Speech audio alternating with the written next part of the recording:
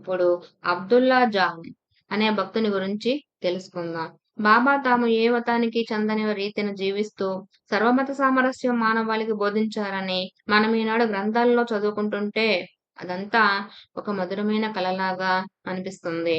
కానీ ప్రజలలో ఆచారాలు, సాంప్రదాయాలు ఎంతో బలీయంగా ఉన్న ఆ కాలంలో ఆయన భౌతిక దేహంతో వారి మధ్య జీవిస్తూ అనుక్షణము రెండు మతాల వారి సంకుచిత దృష్టిని ఎదుర్కొనవలసి రావడం ఎంత కష్టమో మనం ఊహించవచ్చు. కానీ అన్ని మతాలలోనూ వివేకము, సహృదయత కలవారు ఎప్పుడూ ఉంటూనే ఉన్నారు. ముస్లింలలో అటువంటి వారు ఆయన వద్దకొచ్చిన సంగతులు ఎక్కువ భాగం చరిత్రకెక్కలేదు. వారిలో కొద్ది మంది వద్ద మాత్రమే కీర్తిశేషులు బివి నరసింహస్వామి సేకరించి మనకందించగలిగారు.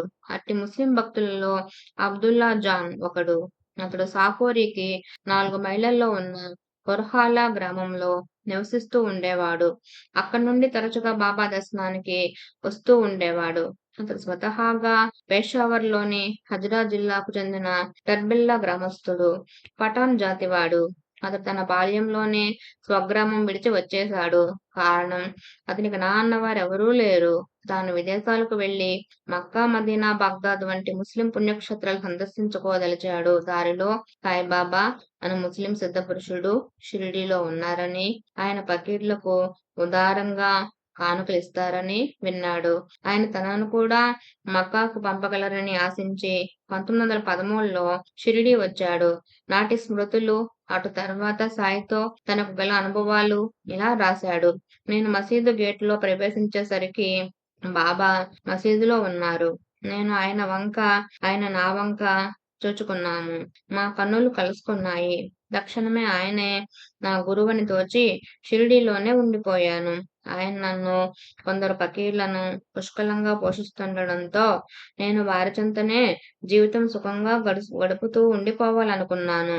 చిన్న వయసు కావడం వలన నాకు జీవితంలోని గంభీరమైన విషయాల గురించి అవగాహన లేదు. అయినా బాబాతో కలిసి ఉండడం వల్ల నా మనసు మారింది. నేను షిరిడీ వచ్చే నాటికి హిందువులందరినీ నా శత్రువులుగా తలచేవాణ్ణి.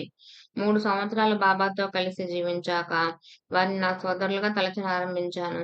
ఇప్పుడు బొంబాయిలోని హిందువులు మసీదులను, ముస్లింలను నాశనం చేయాలని, ముస్లింలు హిందువులను, వారి దేవాలయాలను నాశనం చేయాలని తలచడం చూస్తే నాకెంతో బాధ వేస్తుంది. ఇద్దరూ ఒకరినొకరు నాశనం చేసుకోవడం జరిగితే వారి స్థానంలో ఇతర మతాల వారికి తావు ఏర్పడుతుంది.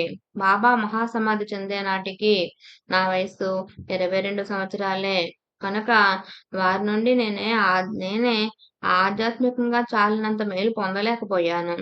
నేను బాధతో యాత్రలు చేయసాగాను. నేను 1926లో ఉత్తర దేశానికి తిరిగి వెళ్తున్నాను. స్వాట్ లోయలో అకున్ బాబా అను మహాత్ముని దర్గా చూచాను. అతడు మహమ్మద్ ప్రవక్త గారి వంశస్థుడు. సయ్యద్ లార్డ్ రాబర్ట్స్ అను ఆంగ్ల సేనాధిపతి పశ్చిమ ప్రాంతంలోని ముస్లిం జాతులను అణిచివేయడానికి తరలివస్తూ ఉండగా ఒకచోట ఒక్క అడుగు కూడా ముందుకు వేయలేక నిలిచిపోయాడు. అకున్ బాబా తమ అద్భుత శక్తి చేత లార్డ్ రాబర్ట్ను 11 మాసాల పాటు తన కొండ మీద నిలిపివేశారు.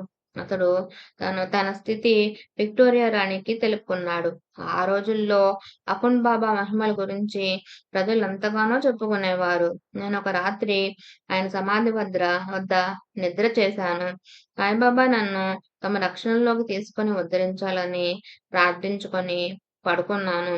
కానీ నాటి రాత్రి నాకు దర్శనమిచ్చింది అకున్ బాబా కాదు, సాయిబాబా నా తల వద్ద కుర్చీలో కూర్చొని దర్శనమిచ్చారు. కానీ ఏమీ మాట్లాడలేదు. నిద్ర లేచాక నిజానికి నేను ఇంకా సాయిబాబా రక్షణలోనే ఉన్నానని తెలుసుకున్నాను.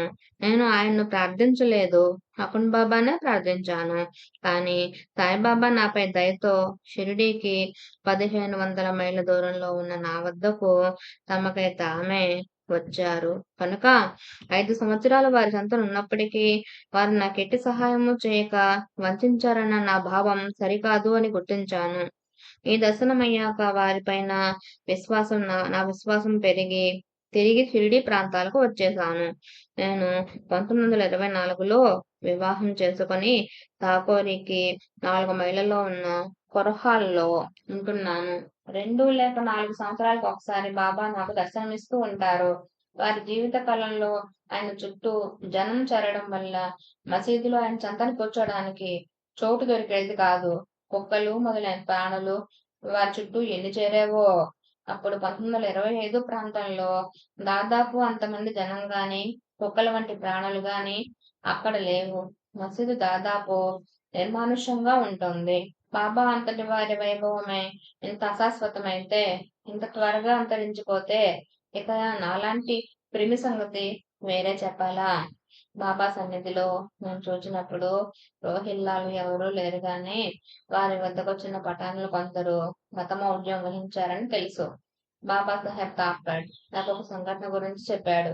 ఒకనాటి రాత్రి అతడు చావుడిలో బాబా పక్కన పడుకున్నాడు. అంతకు కొద్ది ముందే కాందహార్ నుండి వచ్చిన మీర్జా మాన్ అనే పఠాను తెల్లవారుజామున 3 గంటలకు అకస్మాత్తుగా నిద్ర లేచాడు. అతడి హిందువులందరూ ఇస్లాం ధర్మాన్ని పాడు చేస్తున్నారని, కనుక తాను కత్తిపట్టి వారి గొంతులు కోసివేసి వారి బారి నుండి బాబాను విడిపించనివ్వమని బాబాను అనుమతి కోరాడు. అదంతా భయంతో విన్న తార్కాడు ఆ దుష్టుడు తనను కూడా నిర్దాక్షిణ్యంగా హతమారుస్తాడేమో అన్న భయంతో మా మాటలు వింటూ ఉన్నాడు. కానీ సాయిబాబా తాము కేవలం ఒక పిచ్చి ఫకీరని, తమను పూజించే హిందువులందరూ పిచ్చివారేనని, వారు తమను ఆరాధించడానికి కారణం వారి పిచ్చేనని చెప్పి అతన్ని సమాధానపరిచారు. మీర్జామాన్ గొంతులే కోయదలిస్తే తమ గొంతే కోయాలని, ఆ హిందువుల గొంతు కాదని చెప్పారు. ఆ తర్వాత మీర్జామాన్ ఊరుకున్నాడు. నాగపూర్కు చెందిన అబ్దుల్లా ఖాన్ అని మరొక ముస్లిము 3-4 మాసాలు బాబా సన్నిధిలో ఉన్నాడు. బూటీ, మహాత్మా గాంధీ వంటి ప్రముఖులతో సన్నిహిత పరిచయం గల అతడు ఒక పత్రికా విలేకరి. ఇతడు భారతదేశానికి పఠానే గాని రోహిల్ఖండ్కు చెందినవాడు కాదు. అతడు హృదయంలో కూడా పరమత ద్వేషంతో నిండిపోయి ఉండేది.